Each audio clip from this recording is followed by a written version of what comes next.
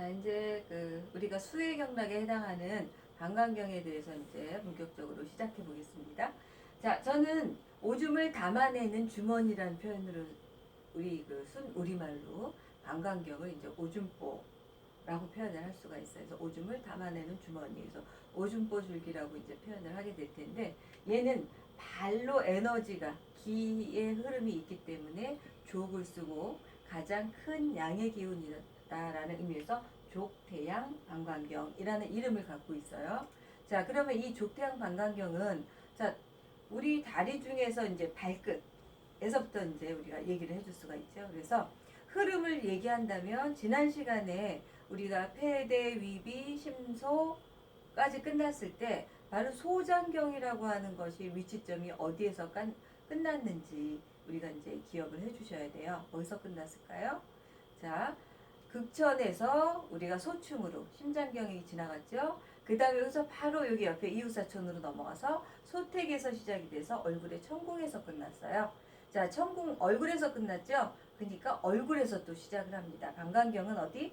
여기 정명혈이라고 하는 데서 시작이 돼서 이렇게 우리 머리를 돌아서 등줄기를 쭉 타고 내려서 새끼발가락 지음이라고 하는 데서 끝납니다.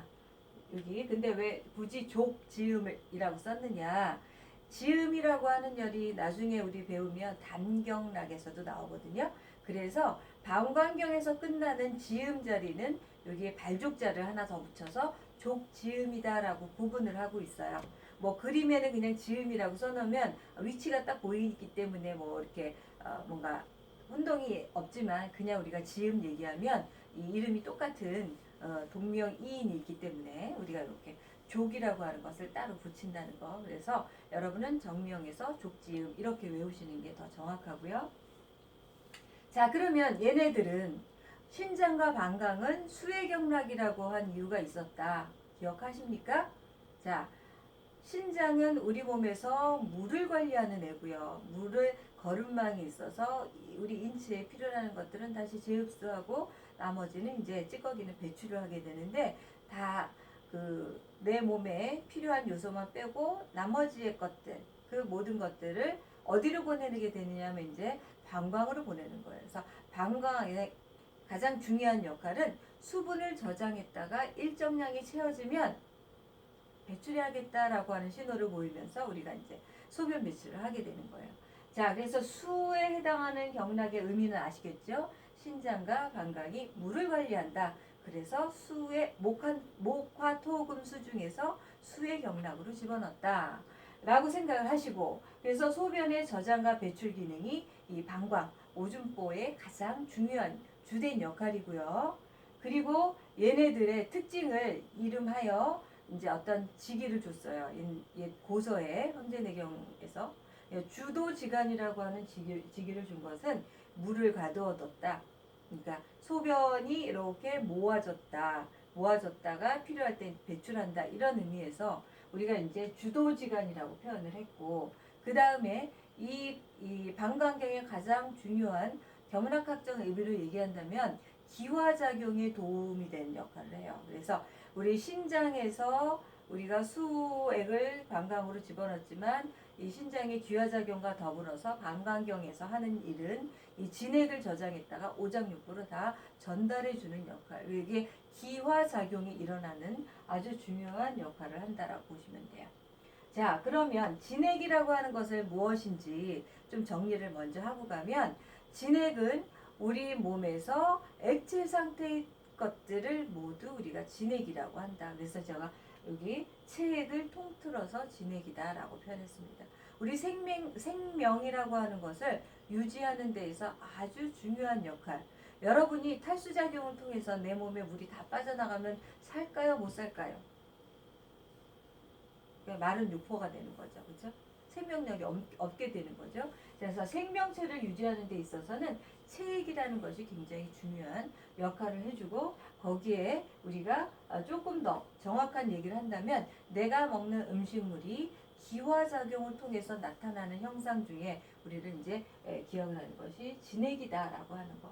그래서 눈에서 나오는 진액, 눈물이 있고, 입에서 나오는 진액, 침이 있고, 우리 몸통 바깥에서 이제 몸 구석구석에서 나오는 땀이 있죠. 이것 또한 우리가 진액이라고 표현해요. 자, 그러면 그 진액을 만들어지는 기화작용이라고 하는 그러한 그 어떤 진행 과정 속에 주된 역할을 하는 각각의 장기들이 있다. 그래서 목화토금수에서는 목외장부, 간담, 화해장부는 심소, 그 다음에 토해장부는 비위, 금해장부는 폐대, 수해장부는 뭐 방광, 신장 이렇게 우리가 구분을 했다면 각각 그 5장에 해당하는 애들이 기화작용을 통해서 진액을 만든다라고 표현을 해요. 그 진액을 저장했다가 보내준다는 의미가 여기 있어요.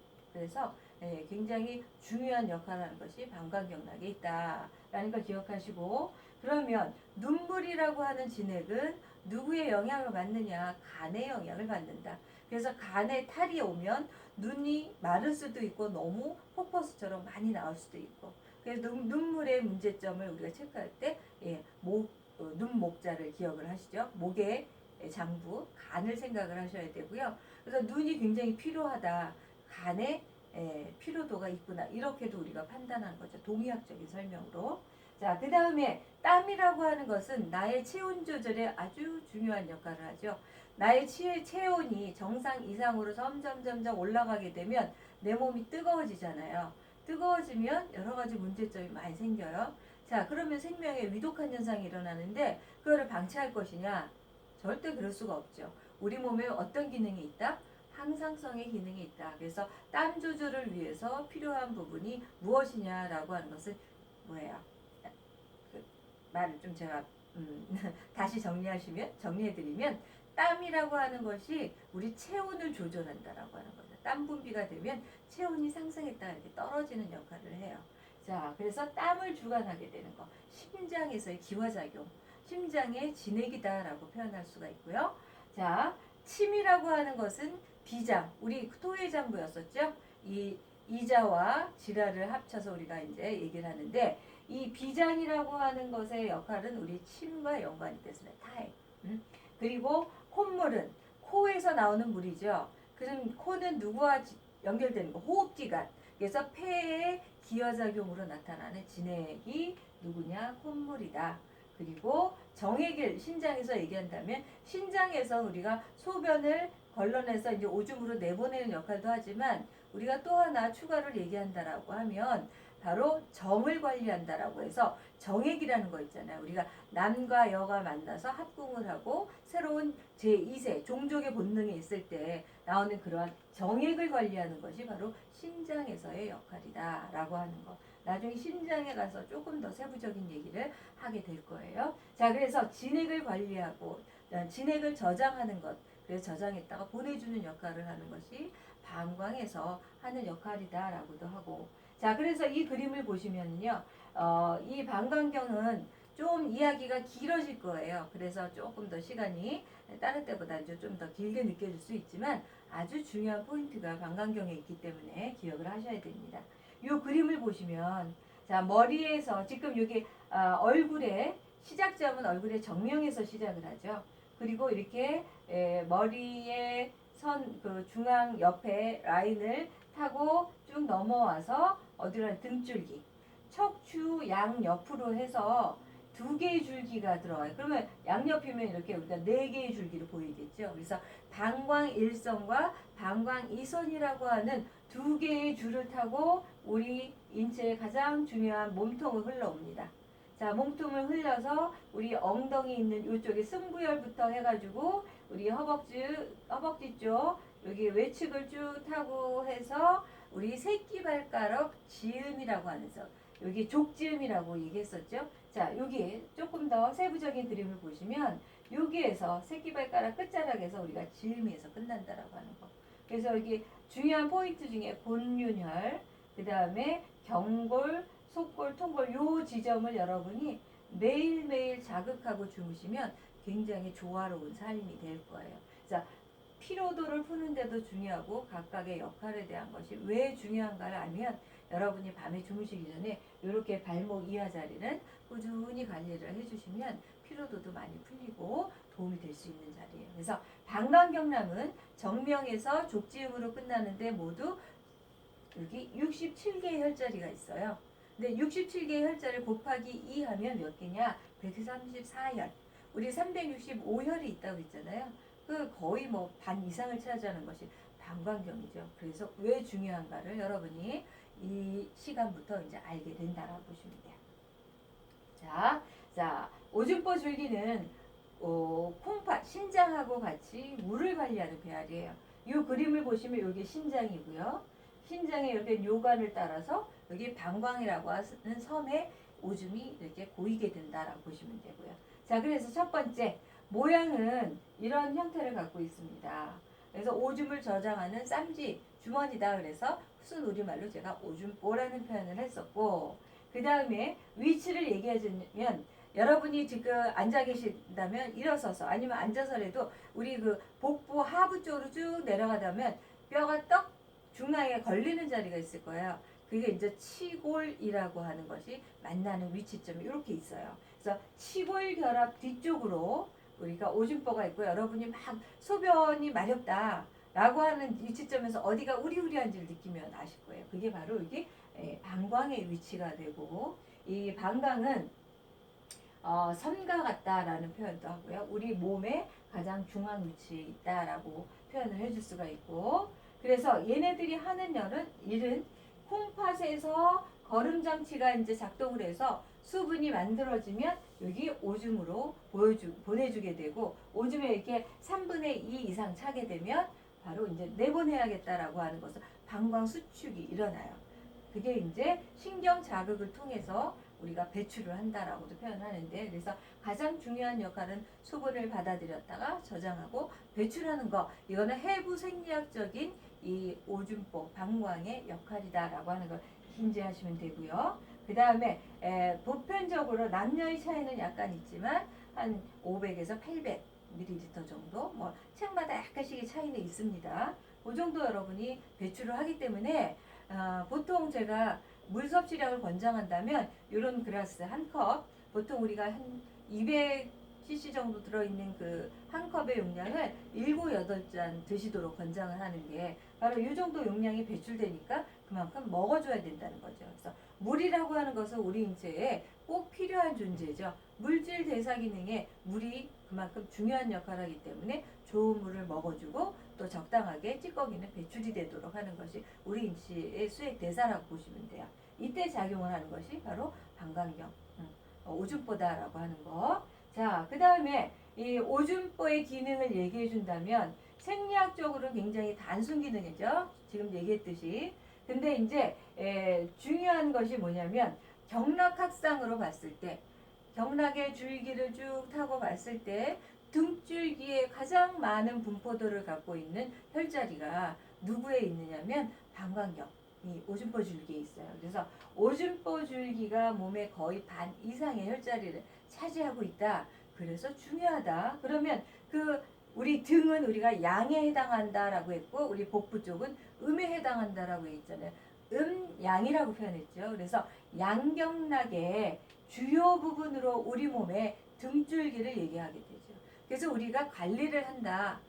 특히 바디 관리의 가장 포인트 위치점이 어디냐면 등이에요. 그래서 전신의 관리를 못한다 하더라도 등 관리를 받는 것만으로도 어떤 효과적인 것을 많이 이렇게 유도할 수 있다라고 하는 것이 양경락 등에 양경락이 굉장히 많은 중요한 역할을 한다라고 하는 거고, 우리 몸의 오장육부, 정확하게 육장육부라고 표현했죠. 심포, 3초까지 합해서. 그러면 이 내부에 있는 장기관에 직접적으로 연락선이 있다라고 하는 거예요. 방광경락의 주요 포인트가. 그래서 일명 우리가 기억을 해야 될 게 수혈이라고 하는 거.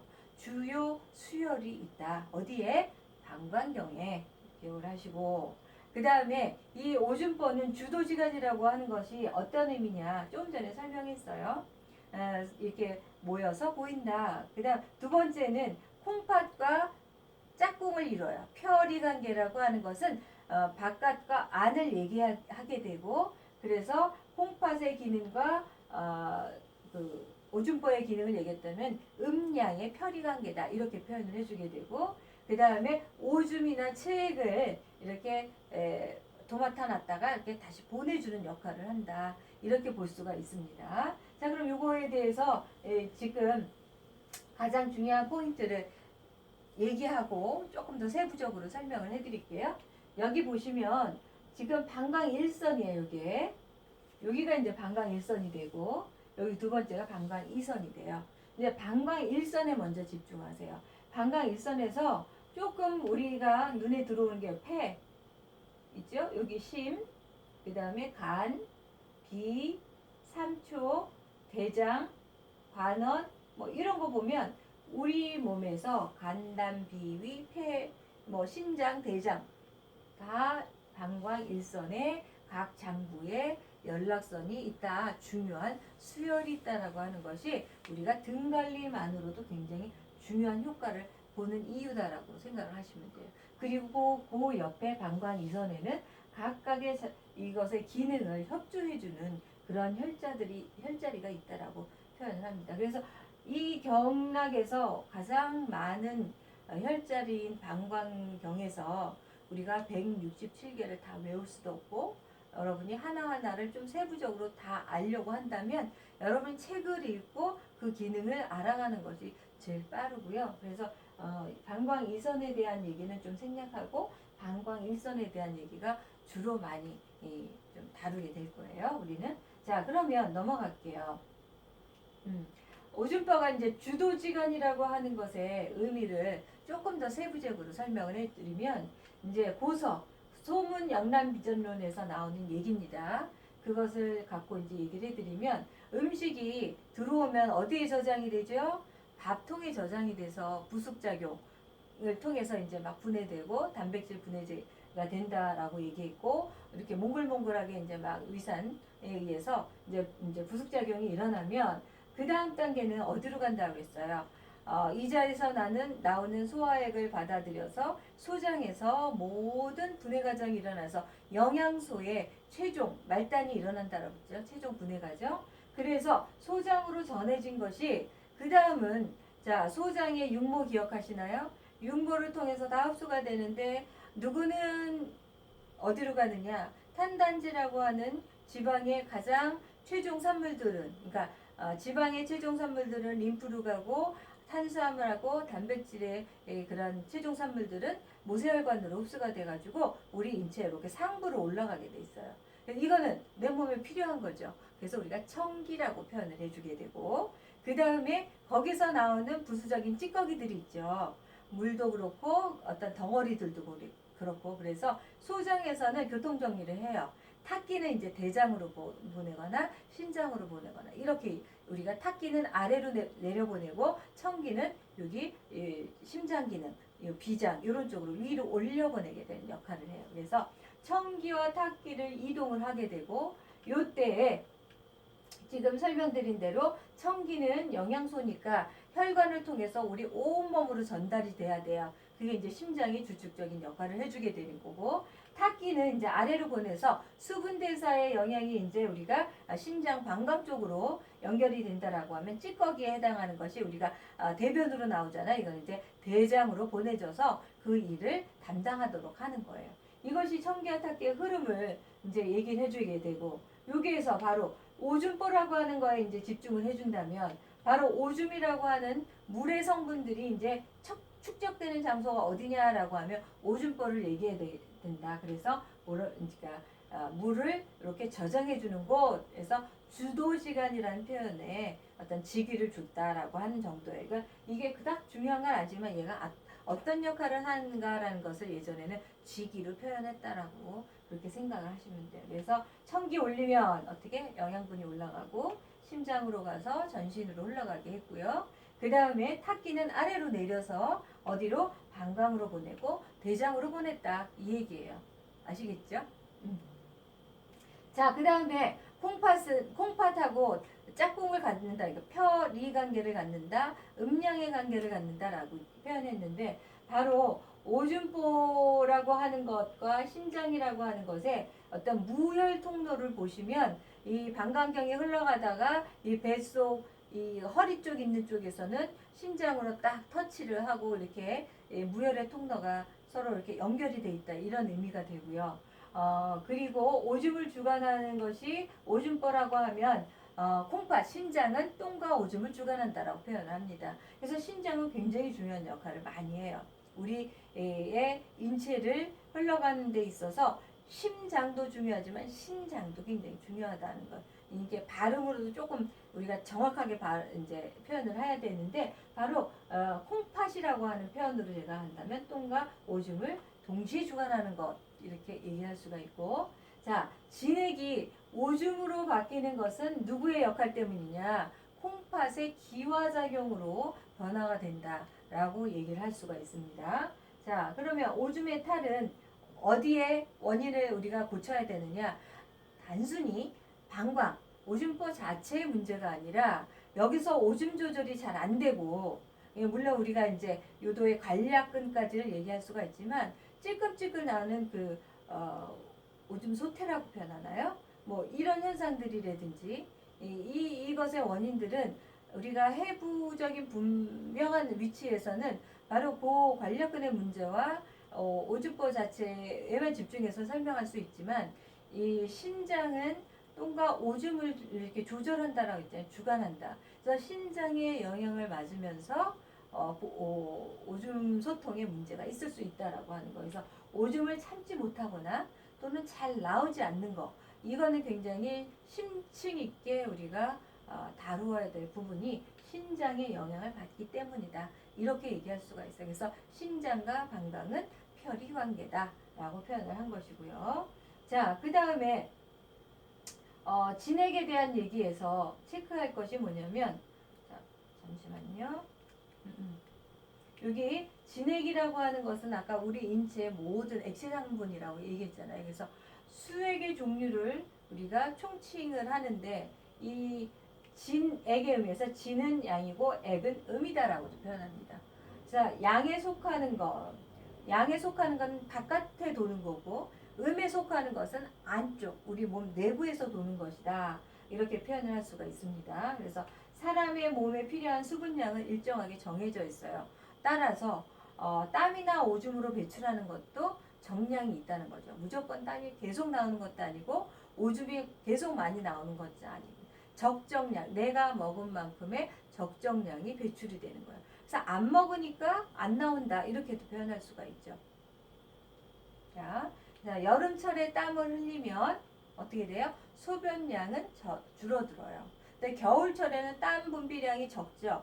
추우니까 모공이 닫히고 한공이 닫히면서 어떻게 내 몸의 체온이 더 떨어지지 않으려고 땀이 배출이 좀 적어져요. 그럼 상대적으로 내적으로는 소변량이 늘어나죠. 그래서 추워지면 화장실을 자주 왔다 갔다 하게 되는 그런 것들이 바로 우리 몸에서 일정량의 법칙이 있다라고 하는 것. 그것을 기억을 하시면 돼요.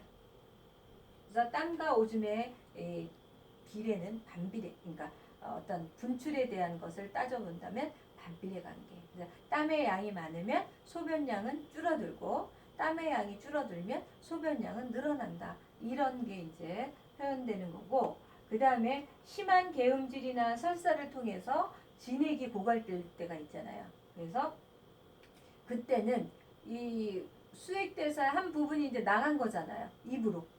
그러니까 밑으로 나가는 소변의 양은 오히려 또 줄어든다는 이런 그런 의미예요. 그래서 많이 이제 위에 탈이 속이 안 져서 많이 이제 위로 배탈하게 되는 경우에는 화장실 가는 이유는 좀 적은 편이에요. 그러니까 상대적으로 그때는 물 섭취를 많이 해줘야 돼요. 이게 굉장히 수분이 많이 고갈된 상태다라고 생각하시고 그래서 오줌보는 진액을 갈무리해서 오줌을 주관한다라는 표현입니다. 주도지간이라는 의미, 뭐 그런 게 이제 같이 그래서 오줌보는 진액을 맞는다.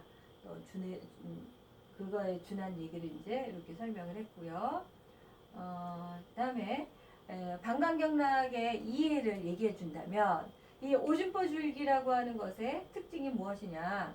여기서 이제 처음 얘기한 거는 자, 폐대입이 심소해서 이제 그 다음 방신으로 넘어가니까 소장, 곱창줄기를 이어받았다. 청궁에서 이어받아서 여기 정명에서 시작됐다. 그런 의미가 되고 바로 이 정명에서 시작이 돼서 여러분이 요 라인에 따라서 이 정수리를 타고 우리 머리의 뒤통수 쪽을 따라서 경추 쪽을 따라서 어디에 있냐면 일부 여기서는 쓸개줄기와 만난다라고 이건 무혈통로예요. 쓸개줄이 여기 이제 우리 눈 옆에서 시작을 하거든요. 그래서 이제 이렇게 서로 교회한다 이런 표현도 하게 되는데 그렇게 해서 쓸개와도 한번 이제 터치를 하게 되고 한 가닥은 다른 가닥은 정수리에서 이제 뇌 속으로 들어가서 뒷머리 덜미를 이렇게 타고 바로 이제 방광경의 흐름이에요. 허리 쪽으로 쭉 내려가게 돼요. 그래서 허리에서 또 한 가닥은 신장으로 만나게 된다라고 하는 거. 그래서 오줌의 이게 어떤 오줌보 줄기의 특징이 이렇게 흘러가면서 여기 머리 쪽에서는 담경락하고 만나고 쭉 내려가면서 허리 쪽에서는 신장하고 이렇게 만나고 그래서 각각 무혈 통로를 통해서 서로 이제 연락을 하게 된다 이런 표현도 되고요. 그래서 콩팥과 오줌뼈를 서로 엎는다, 뭐 교회한다, 뭐 만나게 한다 이런 표현이 되고 또 갈라진 다른 하나는 등뼈의 양옆 1, 2줄기 그러니까 보통 우리가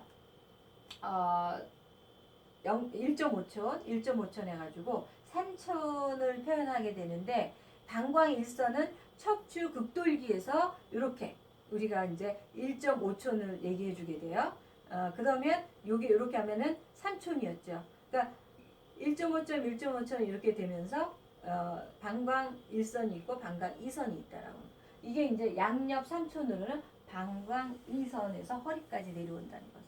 그래서 방광 1, 2선이 허리 쪽으로 쫙 내려오면 엉덩이 승부열에서 이제 쭉 내려가면서 일부 슬개줄기와 만나고 다리 우리 위중이라고 하는 혈자리 있어요. 여러 다리 우부르 뒤쪽 오금 쪽을 쭉 따라서 내려오면서 발가락 새끼발가락 지음에서 끝나는 것이 전체 방광경락줄기의 흐름이다.